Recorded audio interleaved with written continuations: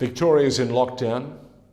The coronavirus spike has hit Victoria and times are tough. Great deal of anxiety. So we thought, let's call Sabina Read, our clinical psychologist, back to The Informer.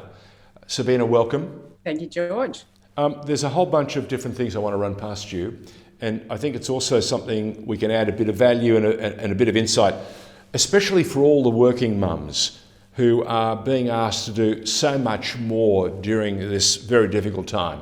Suddenly now, those working mums, not enough that they have a job, not only enough that they have a career, but they have to homeschool as well. How do we balance all those competing interests and do a job that doesn't undermine, in a sense, our working lives? Okay, well, the first thing there is, George, I think it's important to talk about both working mums and working dads, because in so many households, there are parents who are both working and homeschooling together, and the juggle is very real for both parents. So we have to really look at the full family unit instead of thinking that this is mum's job or perhaps dad's working. I mean, everyone's pulling their weight. Everyone's working, everyone's homeschooling, everyone's juggling, everyone's adapting. So I think that's a really important message, because we don't want to continue to perpetuate the myth that it's women who have to do homeschooling, that women are the educators, that women are the nurturers. And as long as we continue with that line of thinking, we're not inviting and pulling into or supporting the men in the story too. And I think that both genders need to do that in order to see a more equal balance in the home and beyond. Well, that's fair. That's very fair, especially in these enlightened times of ours. But what do you say to the family that has the working mum who's a career specialist? She loves to homeschool, and also because of the times, maybe her husband's been laid off. Maybe there are work opportunities that suddenly he could be in the events business, and of course there isn't an event happening, at least until Christmas. If then. So she's become the backbone. How would you steady them? What advice would you pass on to him or her? Okay, well, you're talking about one person who's lost their job and another one who's working and who homeschooling. Why would the person who's not working, they'd be the one that would step up to homeschooling? If dad's in the event space, as I heard you saying, and he doesn't have any events to organise, then why wouldn't he be doing some of the homeschooling? So what this really comes down to, I think, is communication within the family unit. What have you got on? What does your load look like? What are your pressure points? What do you need help with? And it's a conversation that no one from outside the unit can ask. We need to be asking these questions between partners, and also for children as well, to be part of that conversation in developmentally appropriate ways. There's the other complexity that we add to this, and that is that Victoria was flying. Everyone was saying that the Victorian model was the go-to model, and suddenly we've had a spike. Seems things have gotten out of hand. Some of the strategies of the government are now being seriously criticised, and rightly so, for dropping the ball. And suddenly everyone's had to go back to something even more severe than the first time. What does that do to your mental state of mind?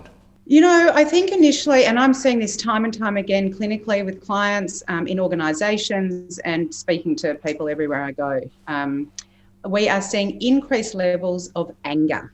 So just like any form of grief, and this is a kind of grief in that we've lost something that we had, anger is a very understandable and commonplace response to loss. And I think the first time round for Victorians, we were thinking, well, we're finding ways to navigate and we're trying new ways of doing things. And a lot of us were looking for the silver lining. There was still a high level degree of anxiety and depression, I think, in the community, but people were finding their coping mechanisms to make it work. Round two came along, and it's almost like we've got coping apathy or coping exhaustion. Or fatigue. We've got COVID fatigue, but I think from the perspective, we've almost like, I've done the coping, and now you're asking me to do another 6 weeks of the same. I haven't got that in me anymore. I think the story I would tell is, imagine if you'd broken your leg and you'd finally got through rehab, you've found ways to scratch your leg down through the plaster, you've seen the physio, and it's healed. And you think, I've done that, I've navigated that, and I've come out the other end. And then you break your leg again. suddenly the overwhelm and the despair kicks in because you know what that journey looks like. You've done it once, but you don't feel that you've got the capacity and the wherewithal to do it again. So I think in Victoria, we are seeing high levels of anger and increasing levels of anxiety. You also just illustrated something that elite sportsmen and women have to cope with, and that's an injury, a major injury that requires enormous rehab, great dedication and time off the field or the pitch or the court, and then they go back, and of course you're right, there's a further complication or another injury or a recurrence of the original injury. How do they cope? Yes, they have professional people around them, but what would you say? Because there are an awful lot of people who are trying to keep fit. Plantar fasciitis has suddenly sprung up, and it's not in professional sport, it's in just about everybody we know in the community. So what do you say to them? How do we cope? Yeah, you're talking, George, there about the accumulative effect of adversity. And I think we feel we can cope with a certain level, and then one too many, and it feels like the straw that broke the camel's back. And that's the sentiment we're seeing in the community at the moment. And the way we cope with that is to acknowledge that it is overwhelming and to chunk it down. And these sound like basic strategies. And I think sometimes coping and well-being are not rocket science, but we overlook them. We still need to not ignore sleep. We need to move our body every day.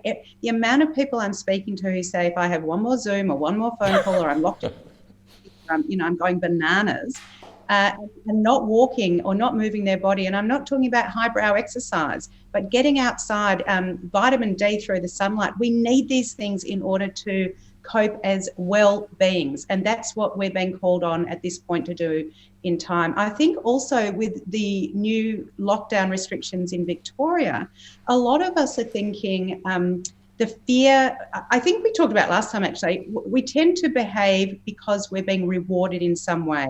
So when we initially stopped and did what we were being asked to do with regards to restrictions, the reward was we didn't get sick.